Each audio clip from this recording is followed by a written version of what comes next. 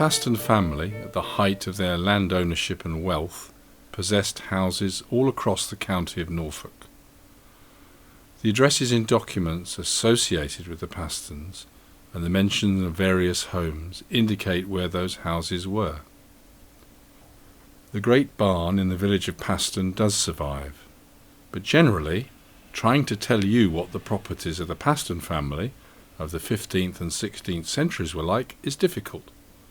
Most of the Paston houses, grand and expensive, don't exist any longer. Some just fell down through neglect and through the family becoming too poor to look after them. Storms damaged them, rain came in through the roofs, and sometimes other people decided the stone and bricks would be very useful elsewhere. The castle at Gresham is one of the houses. It wasn't a great castle on a hill, but a big defended house with a moat around it. Pupils from Gresham School went to visit it. Today it is a pile of stones in a field in the village, though you can make out the foundations of the walls, and you have to be careful crossing the moat. This house was knocked down by the enemies of the Pastons. Another house, in the village of Paston, was called Paston Hall. To find out about that house, the Footprints Project has used various techniques. It has dug holes in the garden of the Victorian house that's now on that site. Bits of bricks and wall have been found. A system called ground-penetrating radar has been used. It looks down through a couple of meters of the soil to find out what's underneath. This led to the discovery of the foundations of the former house. Experts have looked at bits of brick in the garden. They can work out where that stone has come from.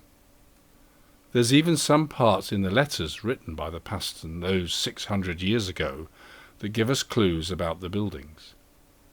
One letter gives clear instructions on the size and shape of stones to be used. These stones had to be bought by sea from a long way away, as there's no suitable building stone in Norfolk. Using these and other pieces of evidence, we have been able to draw a ground plan of the house.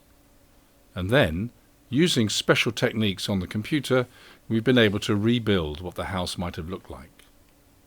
Finally, looking at other houses from the same time, some of which do survive, the artist can texture and colour in the walls of the building, and the computer can show it as a 3D image. Once we have the 3D image, we can make films from it, and even put people into the picture. Another of the great houses of the Pastons was at Oxnead near Aylsham. In the coming months we hope to rebuild what we think that house looked like. This time there are some drawings which will help. The Pastons lived here on and off for 100 or so years, but it wasn't until the 16th century when Clement Paston, again who'd married well and came into money, also by the fact that he was an admiral in Henry VIII's navy and he'd made a lot of money out of fortune and kidnapping and various other activities, he was able to build this magnificent hall, of which very little remains. The building right at the back, you can see, is all that remains of the original medieval building, which was the servants' quarters. What we see in front of us is the remains of the main standing of the Great Hall, which in its heyday there were 79 rooms.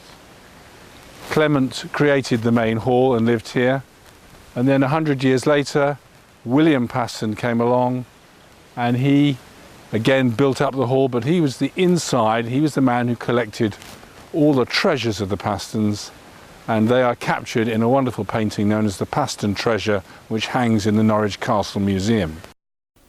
By the end of the project, we hope to have computer models of several of the Paston homes around the county of Norfolk, and to understand more of the family's life and times 600 years ago.